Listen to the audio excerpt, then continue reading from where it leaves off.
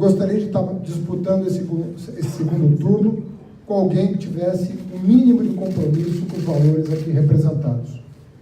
E digo isso de coração. Tínhamos vários candidatos no primeiro turno e quis o destino que passasse ao segundo turno uma figura da qualidade do deputado Jair Bolsonaro, ou da falta de qualidade.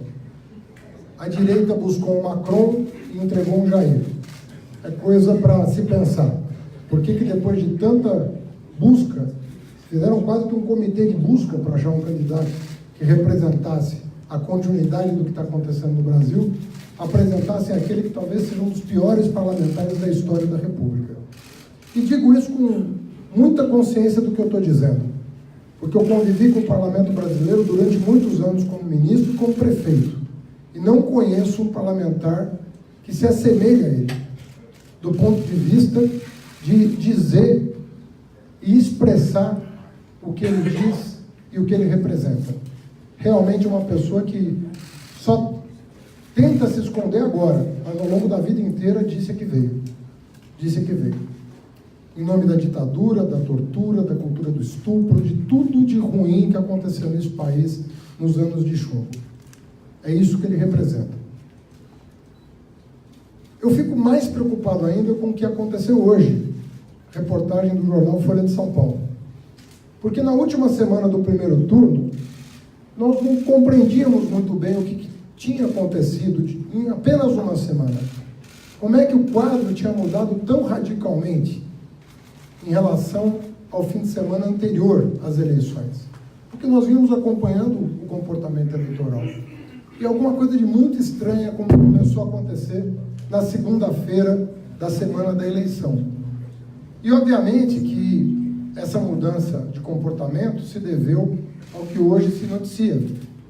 Milhões e milhões, dezenas de milhões de reais investidos de forma ilegal, não sei porque não deram o nome na reportagem de Caixa 2, que é o que é, trata-se de crime eleitoral, Caixa 2, organizaram empresários que não quiseram aparecer e, por meio de Caixa 2, resolveram não financiar a campanha.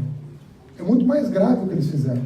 Por meio de Caixa 2, eles resolveram financiar uma campanha de difamação, de inverdades, a meu respeito. A meu respeito. Porque todas as mensagens de WhatsApp foram feitas direcionadas à minha pessoa, com inverdades a meu respeito e da minha família. O que eu acho extremamente grave. Porque eu nunca tinha visto isso acontecer nas campanhas eleitorais, pelo menos desde 94. Nós sabemos que a de 89 tangenciou esse assunto. Mas de 94 para cá, nós tivemos campanhas eleitorais que jamais se valeram desse tipo de... com algumas exceções conhecidas. Mas o fato é que nós estamos diante de uma tentativa de fraude eleitoral. E eu fico perplexo de ver que o pressuposto dessa campanha foi liquidar a eleição no primeiro turno, para que as notícias de hoje não viessem à tona. Tudo foi planejado para que a eleição acabasse no domingo e nós virássemos a página, porque isso tudo não seria apurado se não fosse o segundo turno. Quis o destino que houvesse segundo turno e que a verdade sobre a campanha do meu adversário viesse à tona. Porque o que está hoje nos jornais não são indícios de que houve crime, são provas. Há valores de contrato, há personagens, há empresários envolvidos. Nós não estamos falando aqui de suposições. E eu temo que a justiça eleitoral, inibida pela violência, que a imprensa, inibida pela violência, não cumpra suas obrigações constitucionais.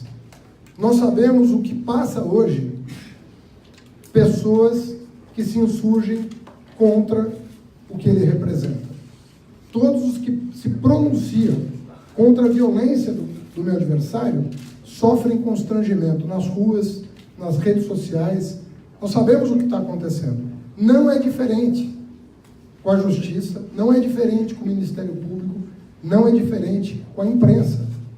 Jornalistas estão sendo perseguidos. A de hoje, a que assina a matéria, já está sofrendo ameaças nas redes sociais. Um general, aliado do meu adversário, chegou a ameaçar de prisão ou impeachment ministros do Supremo Tribunal Federal, que não agissem de acordo com a vontade desse que não será o presidente da República. Então nós estamos diante de uma situação grave. E com muita sinceridade, Zé Carlos Dias, Paulo Sérgio, eu esperava essa reação da classe jurídica. Porque ao longo de toda a minha vida, eu nunca vi os juristas brasileiros se intimidarem diante de nenhuma ameaça. Quem lutou pela democracia no Brasil foram os juristas democráticos.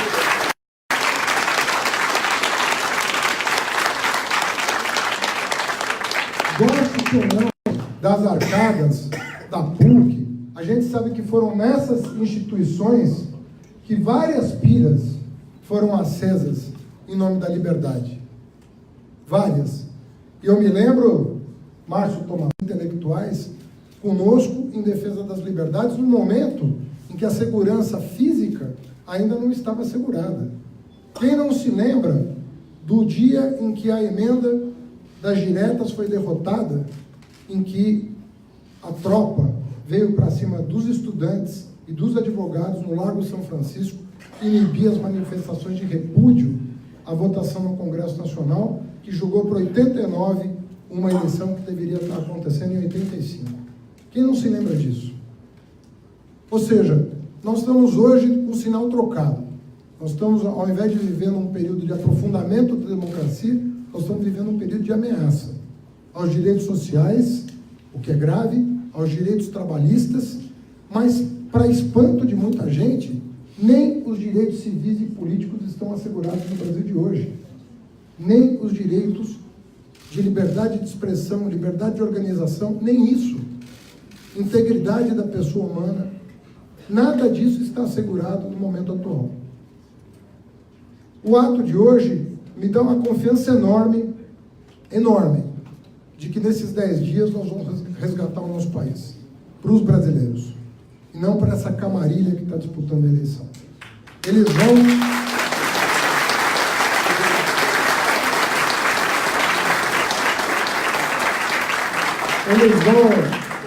10 dias é muito tempo para o momento que nós estamos vivendo. A história, o tempo histórico não passa da mesma forma. Depende do momento, ele corre mais, corre menos. 10 dias é uma eternidade. E ele que disse que já está com a faixa, vai experimentar a ira daqueles que aqueles que de fato decidem uma eleição, que é o voto popular. É a soberania popular que vai se impor no domingo do dia 28. E nós vamos trabalhar diuturnamente para esclarecer a opinião pública do que está em jogo no nosso país. É muita coisa. Eu diria que não é só a democracia que está em jogo, porque lendo o programa de governo do meu adversário, eu diria sem medo de errar, que a própria soberania nacional nunca esteve tão ameaçada quanto agora. Nunca esteve tão ameaçada quanto agora. Uma pessoa que diz o que diz sobre a Amazônia, sobre o pré-sal, sobre as estatais, sobre a base de Alcântara, sobre a Embraer, e que depois disso tudo bate continência para a bandeira americana, também não está escamoteando os seus verdadeiros propósitos. Ele está aliado com o que tem de pior nesse país. Esses empresários são antinacionais e antissociais. Uma nota no Valor Econômico, no jornal, dava conta de que alguns empresários estavam satisfeitos com esse viés autoritário, porque entendem que o modelo chinês seria o modelo mais adequado para o Brasil da atualidade, que é falta de liberdade e fim dos direitos sociais e trabalhistas. Quer dizer, o namoro é explícito com o autoritarismo, e nós não vamos deixar isso passar em brancas nuvens.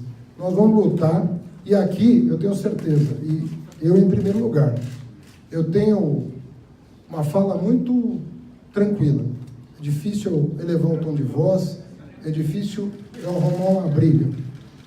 Agora, o que estão fazendo com o Brasil, vocês podem acreditar que até a meia-noite do sábado eu vou estar suando a camisa para evitar que esse mal aconteça. Mas vamos lá, Muito obrigado pela presença. Até a vitória. Viva a República!